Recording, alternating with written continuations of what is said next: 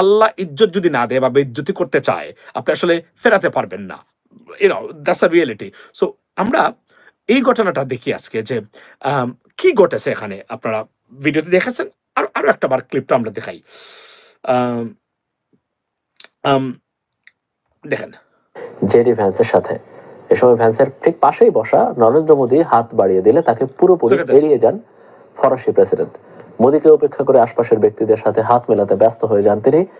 এরই মধ্যে সামাজিক যোগাযোগ মাধ্যমে তোলপাড় তৈরি করেছে এই বিব্রতকর পরিস্থিতি ভারতের জন্য। Prime minister Narendra Modi, the prime minister of India, সময়টা খুবই খারাপ যাচ্ছে ভারতের বা ভারতবর্ষের প্রধানমন্ত্রী নরেন্দ্র মোদীর জন্য। ইচ্ছাকৃতভাবে হোক অথবা অনিচ্ছাকৃতভাবে হোক, যে কোন কারণে হোক, অপমান যেন পিছন কোনোভাবেই ছাড়তেছে না প্রাইম মিনিস্টার নরেন্দ্র মোদীর জন্য। আজকে এআই সম্মেলনে আসা বিশ্ব নেতাদের মধ্যে France is the host country. সারা পৃথিবী থেকে আপনার হেড অফ স্টেটসরা এসেছেন। যুক্তরাষ্ট্র থেকে গেছেন যুক্তরাষ্ট্রের ভাইস প্রেসিডেন্ট জেডি ভান্স বা অনেকেই। সেই জায়গাতে একটি ঘটনা ঘটেছে যা বিশ্বব্যাপী একটা হেডলাইন হয়েছে, তুলপাড় সৃষ্টি হয়েছে। অর্থাৎ আগে বলছিলাম যে Narendra Modi prime minister of India বিব্রতকর পরিস্থিতির জন্য পিছু ছাড়ছেই না ওনার জন্য। খুবই খারাপ সংবাদ এই মুহূর্তে। সেটা হলো, আপনারা জানেন যে 3 দিন বা 3 বার প্রেসিডেন্ট ট্রাম্পের ইনগরাল অনুষ্ঠানের আগে ভারতের বিদেশ মন্ত্রী বা ফরেন মিনিস্টার 3 বার আমেরিকাতে পাঠিয়েছিলেন যেন কোনোভাবে একটা দাওয়াত ম্যানেজ করা যায় কিনা প্রেসিডেন্টের পক্ষ থেকে সেই অনুষ্ঠানে। কারণ তারা মনে করেন যে দাওয়াত দিলেই তারা পৃথিবীর কাছে গুরুত্বপূর্ণ রাষ্ট্র অথবা আমেরিকার সাথে তাদের সম্পর্কটা সারা পৃথিবীকে দেখিয়ে বুলিং করা যাবে, পার্টিকুলারলি সাউথ ইস্ট এশিয়া সার্কভুক্ত কান্ট্রিগুলোতে মানে বুলিং করা যাবে ভারতের পক্ষ থেকে যেভাবে তারা করতেছে। এবং I strongly believe that target was seriously Bangladesh. But এটা হয়নি। অপদস্থ হয়েছেন ইন্ডিয়ান পার্লামেন্টে, প্রচন্ড সমালোচনার শিকার হয়েছেন আপনার উনার পলিসি বা ডিপ্লোমেসি। রাহুল গান্ধী খুঁজ নিজে in the parliament, in the Indian parliament, laid out a statement of speeches, and যেখানে উনি বলেছেন যে কিভাবে it brought the humiliations for the Indian people or India.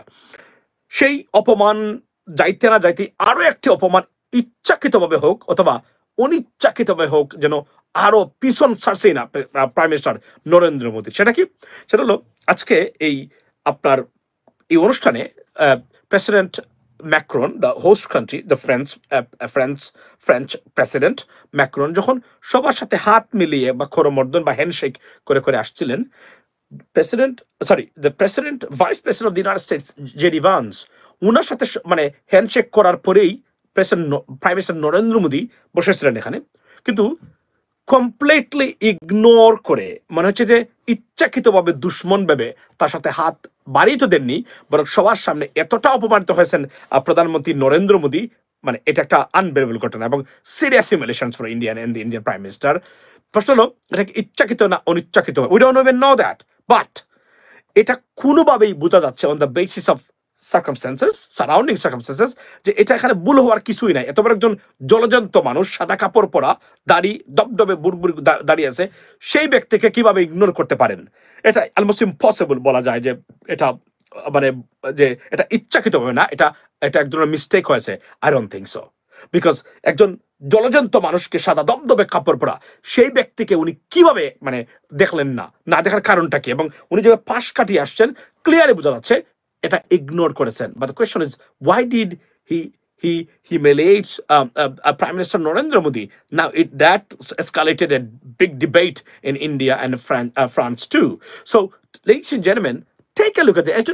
আল্লাহ বলে না যে মানুষের ইচ্ছা না যে আল্লাহ ইজ্জত যদি না দেয় বা বেইজ্জতি করতে চায়, আপনি আসলে ফেরাতে পারবেন না। that's a reality.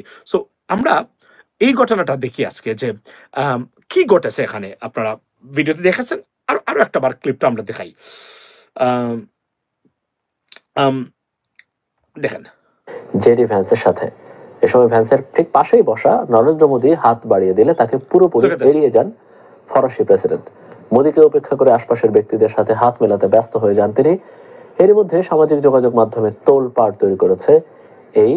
তো এরপরে আমি দেখতে পাচ্ছিলাম যে ভাইস প্রেসিডেন্ট জেডি ভান্স উনি বলতেছিলেন এটা মিস্টেক, কিছু মনে করবেন না, মানে বোঝা যায় আর কি, ধরেন ঠোঁটের ইশারা আপনি যদি দেখেন, মানে অর্থাৎ মানে বডির যে আপনার নাড়াচাড়া, বা যদি আমরা বলি যে বডির যে আপনার এই জেস্চার আছে, ক্লিয়ারলি বোঝা যায় যে এটা উনি বোঝাচ্ছেন যে ডোন্ট ওয়ারি অ্যাবাউট দ্যাট, এটা মিস্টেক হয়েছে, আপনি কিছু মনে করবেন না, এটা সান্ত্বনা দিচ্ছেন তাকে।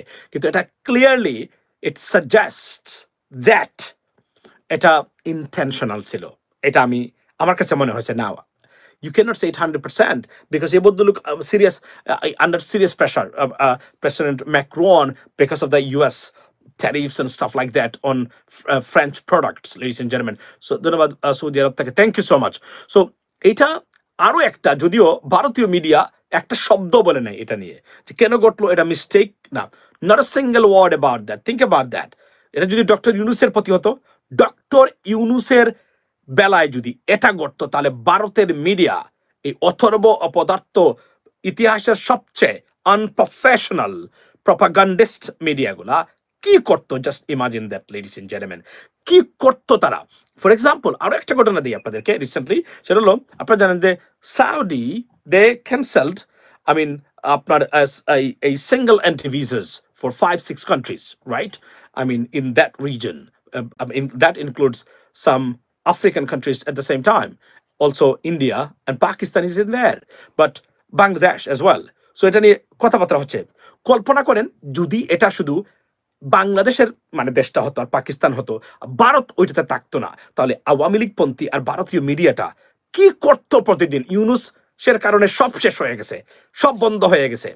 এই প্রপাগান্ডিস্টরা এই কাজটাই কিন্তু তারা সুচারুরূপে করতো এবং সারা বিশ্বের সাথে একটা বিশৃঙ্খলা সৃষ্টি করেছে। ও বাংলাদেশের অবস্থা খারাপ, সবাই ইগনোর করতেছে, কিন্তু শেখ হাসিনার কাছে কেউ নিতে চাচ্ছে না ভারত ছাড়া, ভারত তাও গলার কাটা হিসাবে, এটা তারা বলে না, এটা বলে শুধুমাত্র এটা। তো এই জন্য বলি, এই প্রপাগান্ডিস্ট যারা আছেন বা মিস ইনফরমেশন যারা স্প্রেড করেন, লায়ার্স, তাদের পরিণতি and humiliation sometime comes automatically from the God, to be honest. এটা মানে বলা দরকার আসলে। সো লিডস এন্ড জেন্টলম্যান, আজকের এই ঘটনাটা অনেকটাই বিতর্কের জন্ম দিয়েছে, but Indian media completely kept silent about it. They don't talk a single word. Rather, ওনার সাথে পরবর্তী সমাজে মানে গলাগুলি ডেলাডেলি হচ্ছে, এইটাই তারা দেখাচ্ছে এখানে, যে না দেখুন আমাদের সাথে সম্পর্ক ঠিক আছে, আমরা কিভাবে ফ্রান্সের সাথে আমরা উন্নত করেছি এবং এত এক্সেলেন্ট একটা রিলেশনশিপ ফ্রান্সের সাথে আমরা মেনটেন করে থাকি, সেটাই তারা এখন দেখাচ্ছেন। But this is very very humiliating stuff for India and the Prime Minister Narendra Modi. Undoubtedly we can tell you that, and there are many countries around there and social media activists that they're talking about it, and on TikTok it went beyond viral, this issue. So ভারতীয় media এক্ষেত্রে এই প্রপাগান্ডিস্টরা completely silent, they shut their mouth, but the reality is it brought so much humiliations for Indians and Prime Minister Narendra Modi, ladies and gentlemen.